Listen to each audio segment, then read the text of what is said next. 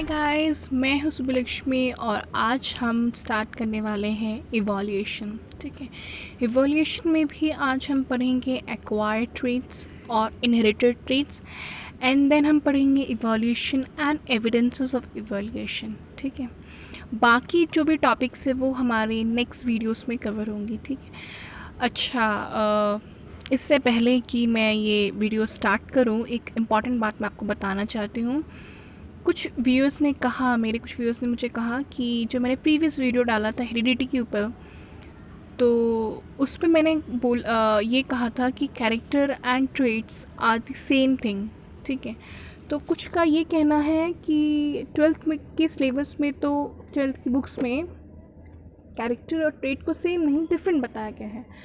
तो जी हाँ, बिल्कुल सही है। कैरेक्टर और ट्रेट जब हम आगे पढ़ते हैं वो डिफरेंट बता रखा है एनसीईआरटी में, पर 10th लेवल पे अगर आप कैरेक्टर और ट्रेट्स को दोनों को सेम मानते हैं तो कोई प्रॉब्लम नहीं है उसमें आपको। ठीक है, ट्रेट इज़ बेसिकली, अच्छा मैं आपको बता देती हूँ, जो 10th में है, सॉरी 12th में आपका जो हाइट है, जो कलर है, पॉट कलर हो या फिर सीड कलर हो, फ्लावर कलर हो, इन सब को कैरेक्टर बोला गया है। और उनकी जो दो अलील्स हो, कॉन्ट्रास्टिंग अलील्स है, ठीक है, जिसकी वजह से ही स्पेसिफिक आपका, जैसे कि हाइट के केस में टॉलनेस हो या ड्वार्फ हो, ठीक है, इसके लिए जो अलील्स रिस्पॉन्सिबल है इस ट्रेट के लिए, इस कैरेक्टर के लिए, ठीक है, तो टॉलनेस और ड्वार्फनेस, रेड येलो, इन कॉन्ट्रास्टिंग चीज़ों को ट्रेट बोला गया है। ठीक है, 12th के सिलेबस में। तो आप किसी भी तरह से पढ़ सकते हैं, समझ सकते हैं। ठीक है, आपको बस बेसिक पता होना चाहिए कि क्या है कंसेप्ट इसका, तो कोई प्रॉब्लम नहीं है। अगर आप ट्रेट और कैरेक्टर को डिफरेंट लेना चाहते हो तो आप ले सकते हैं बेझिझक। मैंने सिर्फ सिंप्लीफाई करने के लिए उसको 10th लेवल तक आपको कैरेक्टर ट्रेट को सेम बताया। ठीक है, अगर और टू बी वेरी ऑनेस्ट, आप अगर ग्रेजुएशन में कोई बायोलॉजी लेकर आपको रिसर्च करना है तो उस कंडीशन में फिर ये ट्रेट, कैरेक्टर, ये सब हट जाता है। आप जीन्स के साथ डील करते हैं, अलील के साथ डील करते हैं। ठीक है, तो आई होप सबको कन्फ्यूजन क्लियर हो गया होगा अभी। ठीक है, तो फिर स्टार्ट करते हैं इवोल्यूशन का चैप्टर आज। तो आज हम पढ़ेंगे acquired traits and inherited traits. अच्छा, मैं आपको पहले भी बता चुकी हूँ कि पहले वीडियोस में कि व्हाट इज़ इनहेरिटेड, ठीक है, एंड ट्रेट्स में बता चुकी हूँ ऑब्वियसली। ठीक है, तो बेसिकली इनहेरिटेड ट्रेट्स को पहले हम लेते हैं क्योंकि हम पहले एक बार डिस्कस कर चुके हैं इस बारे में। तो इनहेरिटेड ट्रेट्स वो ट्रेट्स हैं बेसिकली जो ट्रेट्स आपको आपकी पेरेंट्स से मिलता है। ठीक है, चाहे आपकी हाइट हो, चाहे आपका कलर हो, चाहे आपकी फ़िज़िकल फीचर्स हो कि आपकी आइज़ कैसी हैं, नोज़ कैसा है, what ever it is, may be it can be the disease. ठीक है, कई बार ऐसा होता है कि पेरेंट्स से आपको डिजीज़ भी मिलती है उनकी जीन की वजह से। ठीक है, तो एवरीथिंग, ठीक है, जो कुछ भी आपको अपने पेरेंट्स से मिला है उनकी जीन की वजह से, ठीक है, वो सब इनहेरिटेड ट्रेट है क्योंकि आपने इनहेरिट किया है। जैसे इनहेरिटेड प्रॉपर्टी कहते हैं ना, कि भाई मेरी पूर्वजों की प्रॉपर्टी है, ये मुझे मेरी दादा से मिला है, ये मुझे मेरे फादर से मिला है। तो इन दैट सिमिलर वे, ठीक है, जो भी आपका ट्रेट है जो आपके पेरेंट्स की वजह से आपको मिला है, दैट इज़ इनहेरिटेड ट्रेट। ठीक है, उसमें आपका खुद का कुछ नहीं है। ठीक है, आपका खुद का कुछ कंट्रीब्यूशन नहीं है। अच्छा, तो आई होप सबको इनहेरिटेड ट्रेट क्लियर हो गया होगा। अभी हम आगे की स्लाइड्स में देखेंगे भी, 2-3 एग्जाम्पल्स देखेंगे, तो डोंट वरी अगर नहीं भी हुआ है तो। अच्छा, अब हम बात करते हैं एक्वायर्ड ट्रेट के बारे में। एक्वायर्ड नाम से क्लियर हो गया है कि कुछ चीज़ आपने अपनी लाइफ में एक्वायर की है, कुछ चीज़ आपने ली है, आपने अपने आप को उस अकॉर्डिंग शायद मॉडिफाई भी किया हो। मतलब मेरा कहने का मतलब ये है, चलो मैं पॉइंट पे आती हूँ। मेरे कहने का मतलब ये है कि फॉर एग्ज़ाम्पल सराउंडिंग में, ठीक है, आप अपने आप को अपने सराउंडिंग के अकॉर्डिंग चेंज करते हो, ढालते हो उस। ठीक है, फॉर एग्ज़ाम्पल अगर आपके घर में चावल कम होगा ठीक है, तो आप ज़ाहिर सी बात है कम खाओगे। तो सिमिलर केस भी सारे प्लांट्स के साथ है, सेम केस सारे एनिमल्स के साथ है, इंसेक्ट्स के साथ है। मान लीजिए कोई, इसमें मैंने एग्जांपल ले रखा है, for example if a beetle does not get sufficient food for considerable time, its weight will reduce due to starvation. यही है कि अगर हम एक छोटे से बीटल की बात करते हैं तो उसे अगर अपने सराउंडिंग से फूड नहीं मिलता है तो कुछ टाइम बाद वो दुबला पतला हो जाएगा स्टार्वेशन की वजह से।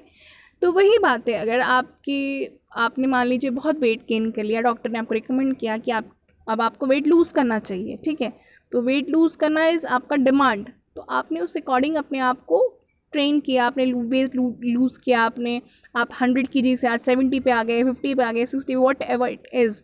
तो आपने अपने आप को, ये जो ट्रेट है आपका वेट वाला ट्रेट है, दैट इज़ एक्वायर्ड ट्रेट, ठीक है। आपने अपने आप को अपने डिमांड के हिसाब से चेंज किया, मॉडिफाई किया, ढाला उस अकॉर्डिंग, ठीक है।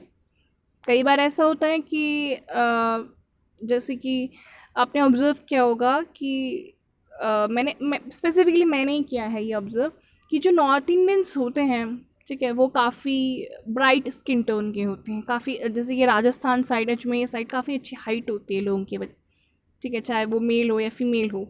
पर हम जब साउथ इंडिया की तरफ जाते हैं तो वहाँ पे काफ़ी डार्क स्किन टोन होता है। मैं ऐसा नहीं कह रही हर किसी का होता है, I am not racist obviously, it's example. तो काफ़ी रीज़न है इसका, पर इसका एक रीज़न और भी है, क्लाइमेटिक रीज़न, ठीक है। काफ़ी रीज़न है, आपका स्किन टोन के पीछे कोई मैं सिर्फ एक रीज़न बता दूँ तो गलत होगा ये। पर जो एक्सट्रीम कंडीशन में जो भी बीइंग रहते हैं, ठीक है, एक्सट्रीम क्लाइमेट जहाँ पे होता है, जहाँ पे ज़्यादा ठंड होता है या फिर ज़्यादा गर्मी होती है, उस कंडीशन में या तो आपकी हाइट काफ़ी बढ़ जाती है या काफ़ी छोटी हो जाती है, शंटेड हाइट होती है। जैसे कि एस्किमोज़ हैं, ठीक है, उनकी हाइट कोल्डर रीजन में रहने की वजह से काफ़ी छोटी हाइट होती है, ठीक है। और काफ़ी फॉरेनर्स भी हमने देखे जिसकी काफ़ी अच्छे, मतलब like we are very tall. तो दिस इज़ एक्वायर्ड ट्रेट, ठीक है। खैर, ये जो हाइट वाला ट्रेट है ये तो आपके पेरेंट्स से आपको मिलता है जेनेटिकली, ठीक है, लेकिन आपका क्लाइमेटिक कंडीशन का भी इफ़ेक्ट है इसमें, ठीक है। हाइट पूरी तरह से आपकी पेरेंट्स की जीन इसमें रिस्पॉन्सिबल है, पर आपका क्लाइमेटिक कंडीशन का काफ़ी इफेक्ट है। मैंने खुद ऑब्जर्व किया है, जैसे कि कोई ट्रॉपिकल क्लाइमेट में रहता है तो उसका काफ़ी ट्रॉपिकल क्लाइमेट में मॉइस्चर ज़्यादा हो तो ऑयली स्किन हो जाती है, ठीक है। पर वही इंसान अगर बहुत सालों के लिए आकर कहीं कोल्ड क्लाइमेट में सेटल हो जाता है तो उसकी स्किन उतनी ऑयली नहीं रहती है, चेंजेस आते हैं स्किन में, आपकी बॉडी में चेंजेस आते हैं, स्किन में चेंजेस आते हैं। So this is acquired trait, ठीक है। ये आपकी स्टार्टिंग से नहीं, आपके जीन में नहीं है ऐसा, लेकिन सिंस आपने अपने आप को चेंज किया, अपने लोकेशन को चेंज किया, क्लाइमेट चेंज हुआ, तो इसकी वजह से ये ट्रेट्स आप में डेवलप हुए, ठीक है। आई होप सबको एक्वायर्ड और इनहेरिटेड ट्रेट क्लियर हो गए होंगे। चलिए नेक्स्ट स्लाइड की ओर चलते हैं हम। कुछ नहीं, एग्जाम्पल्स है कि किस तरह से फादर का बिग नोज़ होता है, यानी मदर का बुशी आईब्रोज होता है, सन का बुशी आईब्रोज और बिग नोज़ है। एग्जाम्पल्स ऑफ इनहेरिटेड ट्रेट्स, और कुछ नहीं है इसमें। जो रेड कलर का बीटल होता है और जो ग्रीन कलर होना बीटल का, that totally depend on jeans and DNS, ठीक है। इसका कोई रिलेशन नहीं है एक्वायर्ड ट्रेट से, ठीक है। ये एग्जाम्पल है और कुछ नहीं है। अच्छा, अब बात करते हैं इवोल्यूशन के बारे में। इवोल्यूशन क्या है? Evolution is the sequence of gradual changes which take place in the primitive organisms more over million of years, in which new species are produced. तो बेसिकली देखिए, काफ़ी चीज़ें प्रूव नहीं की जा सकती हैं, ठीक है, बायोलॉजी में भी हो या साइंस में भी हो, काफ़ी चीज़ें ऐसी हैं वो सिर्फ थ्योरी बन के रह जाती हैं। तो काफ़ी साइंटिस्ट का मानना ऐसा होता है कि इवोल्यूशन एक gradual sequence of gradual changes है, ठीक है। सीक्वेंस मीन्स सीरीज़ में 1 2 3 जैसे होता है, वैसे सीरीज़ में इनका ऐसा मानना है साइंटिस्ट का कि इवोल्यूशन का कोई एग्जांपल देती हूँ। जैसे कि इस डायग्राम में आप देख पा रहे होंगे किस तरह से एप से ह्यूमन बीइंग इवॉल्व होके बना है, ठीक है। ये एग्जांपल काफ़ी कॉमन एग्जांपल देते हैं लोग। यही इवोल्यूशन है कि टाइम के साथ साथ, क्लाइमेटिक कंडीशन के साथ साथ, डिमांड के साथ साथ, नीड के साथ साथ हर ऑर्गेनिज्म अपने आप को इवॉल्व करता है ताकि वो ज़िंदा रह सके, अगर वो अपने आप को इवॉल्व नहीं करेगा तो वो ज़िंदा नहीं रह पाएगा उस कंडीशन में, ठीक है। तो this is evolution. What is evolution? It is the sequence of gradual changes which take place in the primitive organisms over million of years in which new species are produced. ठीक है, तो जाहिर सी बात है, ऐसा नहीं, इवोल्यूशन ऐसा नहीं होता कि आप रातों रात इवॉल्व हो गए, ठीक है, ऐसा नहीं होता कहीं भी. इट्स लाइक बहुत साल, लाखों साल लगते हैं इवोल्यूशन होने में, ठीक है, लाखों साल लगते हैं, मिलियन ईयर्स लगते हैं. तो और वो भी बहुत हल्का हल्का होता है इवोल्यूशन, ठीक है. जैसे कुछ लोग कहते हैं कि हमारी जो टेल थी वो टेल चली गई है, ठीक है. ये सब थियोरीज़ हैं. थियोरीज़ का कोई प्रैक्टिकल एविडेंस नहीं होता. मतलब ठीक है, हम आगे पढ़ेंगे एविडेंसेस ऑफ इवोल्यूशन, पर देखिए साइंटिस्ट हैं तो हर साइंटिस्ट का अपना, आप कभी कहीं ऐसा ना हो कि आपने कहीं और पढ़ लिया कि नहीं ह्यूमन तो भाई एप से इवॉल्व नहीं हुए थे और मैम ने हमें गलत पढ़ा दिया. तो ऐसा नहीं है.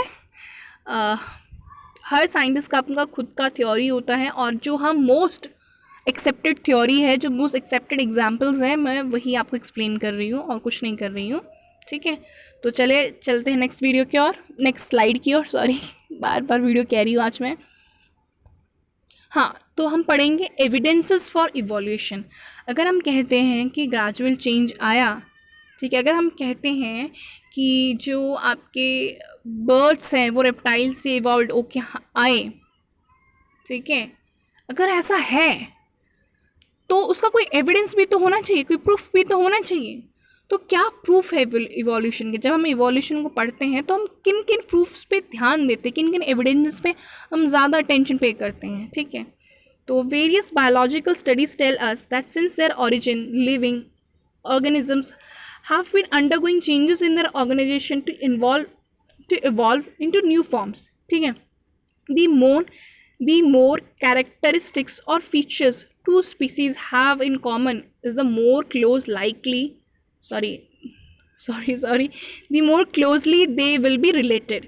बेसिकली क्या है कि अगर आपके दो स्पीसीज़ हैं, ठीक है, उनके बीच में जो उनके हो सकता है उनका जो बेसिकली स्ट्रक्चर है वो सिमिलर हो, ठीक है, और या फिर उनकी जो बॉडी स्ट्रक्चर है वो सिमिलर हो, ठीक है. तो उस कंडीशन में हम ये मानते हैं कि हो सकता है वो दोनों स्पीसीज़ आपस में इंटर रिलेटेड हो, ठीक है. हो सकता है कि एक दूसरे से इवॉल्व होके बने हों आज. तो यही लाइन है और कुछ नहीं है इस लाइन का मतलब. Some of the important sources which provide evidences for evolution are homologous organs, analogous organs and fossils. तो आज हम ये तीन ही पढ़ेंगे एविडेंसेस ऑफ इवोल्यूशन. आपके सिलेबस में यही है कि होमोलोगस ऑर्गन क्या होते हैं, एनालॉगस ऑर्गन्स क्या होते हैं, एंड फॉसिल्स क्या होते हैं. तो चलो देखते हैं. Okay, what is homologous organ? Homo means same, ठीक है. तो क्या है homologous organ? Those organs which have the same basic structure और same basic design but different function are called homologous organs. ऐसे ऑर्गन्स जिनका बेसिक स्ट्रक्चर दिखने में हमें जो जैसा दिखता है, ठीक है, मतलब फिजिकली काफ़ी सेम हो, फिर उसका फंक्शन डिफरेंट हो, ठीक है. तो जैसे कि हम ऑब्जर्व कर रहे हैं इस डायग्राम में, आप देख पा रहे होंगे कि ह्यूमन की भी यहाँ पे एल्बो के पास लाइक दिस वन, यहाँ पे दो बोन्स है, यहाँ पे दो बोन्स है. तो बेसिकली इनका जो फ्रेमवर्क है काफ़ी सिमिलर है, ठीक है. उसके बाद फिंगर्स हैं, यहाँ पे फिंगर्स है, डिजिट्स कहते हैं हम उनको, ठीक है, डिजिट्स हैं. तो बोन का जो फ्रेमवर्क है वो काफ़ी सिमिलर है, पर फंक्शन तो डिफरेंट है. जैसे कि ह्यूमंस के जो हैंड्स है वो ग्रास्पिंग के लिए यूज़ होते हैं, वेर एज लिजर्ड अपने जो उसके अपेंडिजेस होते हैं वो रन के लिए यूज़ करता है, रनिंग के लिए, ठीक है. और बर्ड उड़ने के लिए, फ्लाइंग के लिए यूज़ करते हैं, बैट भी फ्लाइंग के लिए यूज़ करते हैं, पर उनके जो बेसिक स्ट्रक्चर डिज़ाइन है वो काफ़ी सिमिलर है, ठीक है. तो एक चीज़ हम ध्यान रखेंगे, होमोलोगस ऑर्गन में बेसिक स्ट्रक्चर डिज़ाइन सेम होता है, उनका फंक्शन जो होता है वो डिफरेंट होता है. So that this is homologous organs. ठीक है, आई होप सबको होमोलोगस ऑर्गन क्लियर हो गया होगा. ठीक है, तो चलो चलते हैं नेक्स्ट स्लाइड की ओर. Okay, analogous organs. एना जो वर्ड है that is self means different. ठीक है, home means same, ana means different. तो क्या डिफरेंट है जरा देखते हैं हम. Those organ which have different basic structure or different basic design but have similar appearance and perform similar function are called analogous organs. ठीक है, जो उनका डिज़ाइनिंग हो वो डिफरेंट है पर फंक्शन काफ़ी सिमिलर है. ठीक है, फॉर एग्जाम्पल अगर हम बात करते हैं बटरफ्लाई के विंग्स के बारे में. ठीक है, आप देख रहे हैं डायग्राम में, सॉरी हाँ ये डायग्राम में देख रहे हैं आप. और हम बात करते हैं बर्ड के विंग्स के बारे में या बैट के विंग्स के बारे में. ठीक है, ये तीनों स्पीसीज अपने विंग्स का फ्लाइंग के लिए इस्तेमाल करते हैं. Function is same, right. Function same है इनका कि फ्लाई करते हैं विंग्स की हेल्प से, पर इनका जो बेसिक स्ट्रक्चर है, ठीक है, जो बोन्स का स्ट्रक्चर है, जो मसल इन्वॉल्व है, वो सब डिफरेंट है. लाइक अगर हम बात करते हैं इंसेक्ट्स के बारे में, तो इंसेक्ट्स में जो विंग्स होता है वो आपका एक या दो ऐसे फोल्ड ऑफ मेम्ब्रेन से बनता है. ठीक है, मेम्ब्रेन की फोल्डिंग से बनता है, बेसिकली काफ़ी थिन होता है. वेयरएज़ जब हम बात करते हैं बर्ड्स की या फिर बैट की, वहाँ पे तो उनके विंग्स की फॉर्मेशन में स्केलेटन इन्वॉल्व है, मसल इन्वॉल्व है, फ्लैश इन्वॉल्व है, फेदर इन्वॉल्व है. ठीक है, लाइक बैट में कोई फेदर नहीं होता, बर्ड में फेदर है. ठीक है, तो इनका जो बेसिक स्ट्रक्चर होता है वो डिफरेंट होता है but they perform the same function of flying, right. अच्छा, since the analogous organs have different basic design so they do not indicate common ancestor for organism.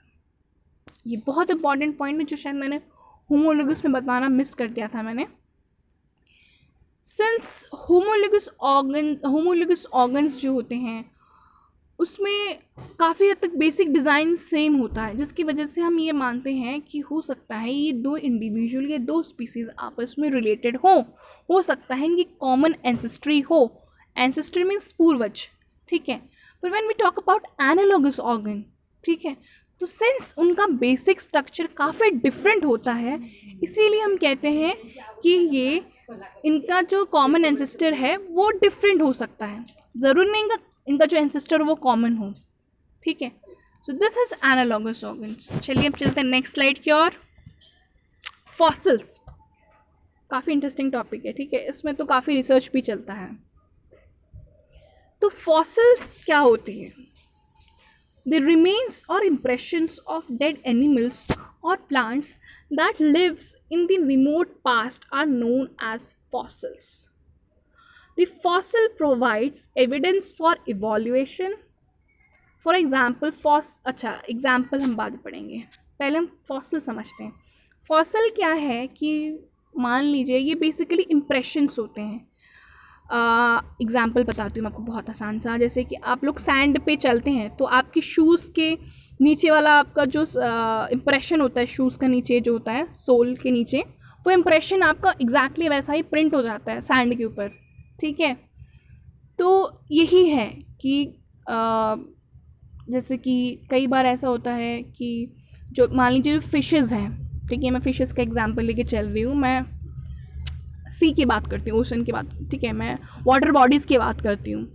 तो कई बार ऐसा होता है कि कई फिशेज़ होती हैं जो रेयर होती हैं, ठीक है, जिनका बेसिक स्ट्रक्चर डिफरेंट होता है, जो कि हमें कई बार लाइक इतनी सारी स्पीसीज़ है, ठीक है, तो होता क्या है, वो fishes due to some reason उनकी डेथ हो गई. ठीक है, उसके बाद क्या हुआ, उनके ऊपर रॉक्स या सेडिमेंट्री रॉक डिपॉजिट होना स्टार्ट हो गए, या फिर सैंड जो मड है वो डिपॉजिट होना स्टार्ट हो गया. ठीक है, और उसके बाद क्या हुआ, उनका जो बॉडी ऑर्गन था वो भी धीरे धीरे अपने डिकम्पोज होना स्टार्ट हो गया. लेकिन कई बार होता है जैसे बोन हो, ठीक है, कई बार ऐसा होता है कि बोन्स वगैरह वो आपके डिकम्पोज नहीं हो पाते हैं काफ़ी हद तक, तो वो रह जाते हैं वैसे के वैसे। और आपका जैसे कि कोई फ़िश, अगर किसी फ़िश की डेथ हुई है, उसके ऊपर एक मतलब मड़की या फिर कोई एल्गी की डिकम्पोजिशन होना स्टार्ट हो गई है, तो क्या उसका जो इम्प्रेशन है वो वहीं पे वैसे ही वैसा प्रिंट हो जाएगा, ठीक है। तो यही फॉसिल है basically, the remains, dead remains और इम्प्रेशन ऑफ डेड एनिमल्स और plant that live in the remote past, जो पास्ट में एग्जिस्ट करते थे पर अब हमको देख नहीं पा रहे, तो अब हम कैसे जानते हैं कि वो एग्जिस्ट करते थे पहले? उनके डेड रिमेन से, ठीक है, उनके इम्प्रेशन से जो हमें जगह जगह मिलती हैं, ठीक है। हमें कैसे पता कि डायनासोर है, डायनासोर था, सॉरी नॉट है था डायनासोर, ठीक है, डायनासोर की ये स्पीसीज़ थी, हमें कैसे पता? हमने तो नहीं देखा। तो बेसिकली उनकी फॉसिल्स मिलती है, उनका स्कल, जैसे कि कई बार ऐसा होता है कि डायनासोर के बोन्स मिलते हैं, उसके स्कल मिलते हैं बहुत नीचे डिग करने के बाद, खोदने के बाद, ठीक है। तो ये फॉसिल भी एक एविडेंस है कि इवोल्यूशन किस तरह से हुआ है, ठीक है। तो इवोल्यूशन, इसका मैं एक बहुत अच्छा एग्जाम्पल है इधर, ठीक है। आपका जो आर्कियोप्टेरिक्स जो फॉसिल बर्ड है, आप देख रहे हैं डायग्राम में, दिस वन, ठीक है। तो क्या होता है कि ये जो बर्ड है, इसमें आप एक चीज़ ऑब्जर्व कर रहे होंगे, इसके विंग्स है और इसका टेल भी है, ठीक है। ये इम्प्रेशन है, ठीक है, ये इम्प्रेशन है, ये इसकी शायद डेथ हो गई, मतलब क्या भी हुआ होगा, आई डोंट नो कि केमिकल, सॉरी आपका जो सराउंडिंग में क्या हुआ उस वक्त, ठीक है, उसका कैसे डेथ हुआ, क्या हुआ, हमें कुछ नहीं पता, पर हमें इम्प्रेशन मिला। हम इस इम्प्रेशन से ये एनालाइज कर सकते हैं कि शायद हो सकता है कि जो आपकी बर्ड्स हैं, ठीक है, वो आपके रेप्टाइल से इवॉल्व हुई हो, या फिर we can say that archaeopteryx is the connecting link between birds and reptiles, ठीक है। ये ऐसा कोई एक एनिमल होगा शायद पास्ट में, जो कि जिसका बर्ड जैसा भी नेचर है और रेप्टाइल जैसा भी है फीचर्स, ठीक है। तो इन सब बेसिस पे हम ये डिसाइड करते हैं कि कौन सा ऑर्गेनिज्म कैसे किससे इवॉल्व हुआ है, कौन किसका एंसेस्टर था, ठीक है। अच्छा, यहाँ पे एक और एग्जांपल है, देखिए, इसे कहते हैं ammonite. Ammonite is a kind of mollusc आपने पढ़ा होगा, ठीक है। और आप देख रहे हैं शेल है इसमें एक, ठीक है। तो इसके फॉसिल्स, मतलब इसकी शेल्स मिलती हैं, इसके फॉसिल्स मिलते हैं, तो हम ये कह सकते कि नहीं, पहले भी एमोनाइट एग्जिस्ट करता था, ठीक है।